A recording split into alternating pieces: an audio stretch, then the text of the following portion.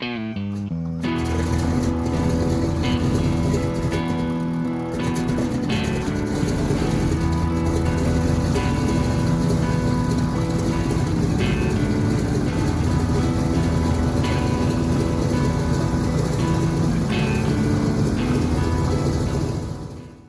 getting into a lot of people watching this now would have some base knowledge of the Memphis Belle and the B-17 missions. Everybody fixates on that number, 25 missions.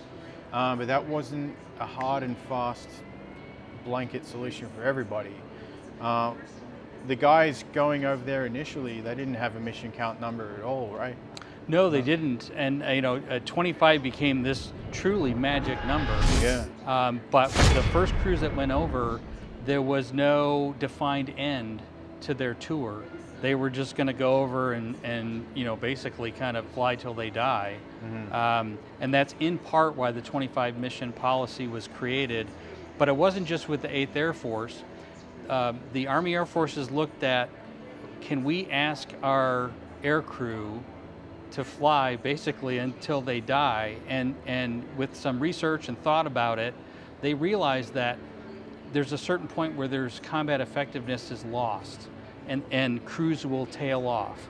And so the idea was that for each Air Force commander, so in this case the 8th Air Force, there were other Air Forces like the 15th Air Force and 12th Air Force and so on, it was up to that Air Force commander to come up with some kind of policy that would define the end of a tour. So that could be a number of months, it could be hundreds of combat hours or flying hours.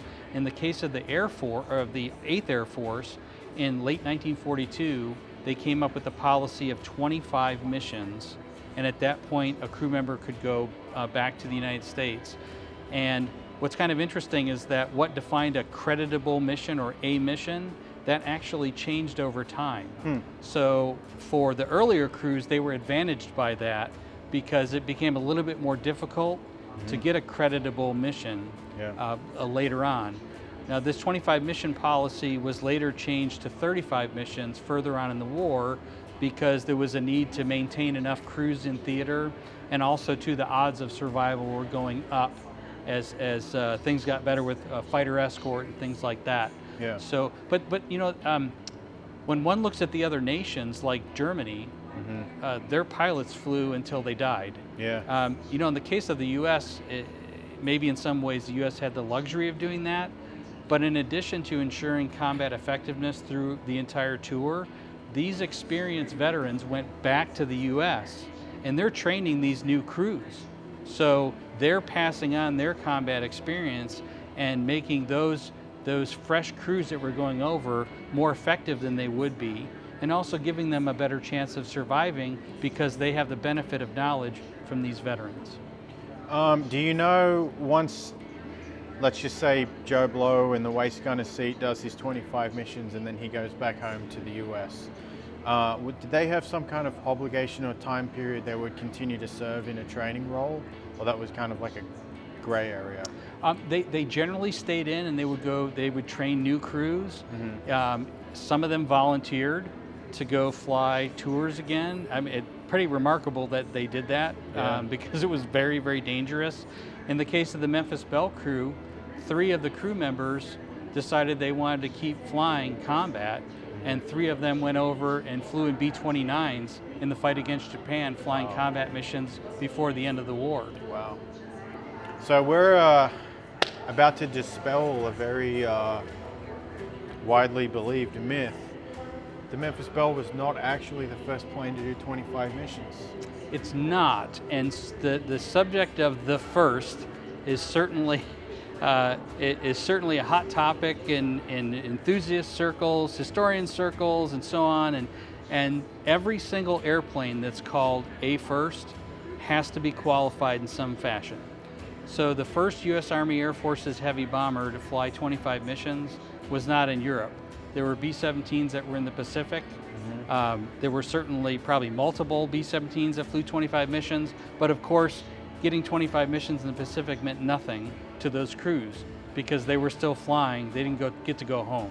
Right. So we don't know which one was the first to fly 25 missions in the Pacific. It's very interesting. Now going over to Europe, the first 8th Air Force heavy bomber to fly 25 missions was a B-24, which was called Hot Stuff. But what's ironic about Hot Stuff is that it actually flew one bombing mission where it dropped bombs over Northern Europe. It only flew about 26 combat missions. It's written that it flew 31, but it flew 9 anti-submarine missions under Coastal Command, not bombing missions, and the majority of its combat missions were actually in the Mediterranean Theater of Operations. So it was on the books of the 8th Air Force, but it flew most of its tour under the control of Coastal Command and then in the Mediterranean Theater of Operations. Now, in the context of the Bell, what would be important here would be the first Army Air Forces heavy bomber to fly 25 missions over Europe. Right. And that wasn't the Bell, even though that's said a lot of times. For many, many years, decades, many thought it was Hell's Angels, and I thought it was Hell's Angels as well. And that's a It's a B-17 in the 303rd Bomb Group, and it's in this display actually as the first. It needs to be corrected because when we went back to the records and we looked at every single mission by every bomber in that time period, it turns out that another 91st Bomb Group aircraft, which the Bell was in the 91st Bomb Group, was the first to finish 25 missions over Europe, and that airplane was called the Delta Rebel. And it finished its 25th mission on the 1st of May, and then Hell's Angels finished its 25th mission on the 13th of May. So where does that put the Memphis Bell? Yeah. Well, the Memphis Bell was the first Army Air Forces heavy bomber to fly 25 missions and return to the U.S. So all of these airplanes are qualified, but I think, some disparage, well, who cares? It doesn't matter, or this or that. It does, because establishing those facts tells an awful lot about what the crews went through. In some cases, it was just sheer luck, whether they finished a tour or not, because a bomber in formation, and they get hit by flak, and they just happen to be in the wrong spot at the wrong time. No matter how talented they were, they just didn't make it. Yeah. And what's kind of interesting is that the Memphis Bell was not the first bomber picked to represent the heavy bomber crews in the United States. It was actually an airplane called Invasion 2. And there's B-roll footage of this airplane, the crew photographs taken of it, because Invasion 2 was the airplane picked to return to the US and represent the heavy bomber crews. Problem is, Invasion 2 got shot down on a mission against Bremen, against the Focke-Wulf factories there, on the 17th of April, 1943. So had the crew not been so unlucky on that mission, which on that mission, the 91st Bomb Group had 6 B-17s shot down out of 29 in the formation, about 20%. I mean, imagine if you're at work and 20% of the people you work with just are gone. Yeah. That's what happened to the 91st Bomb Group on that mission. But it was no fault of the crew.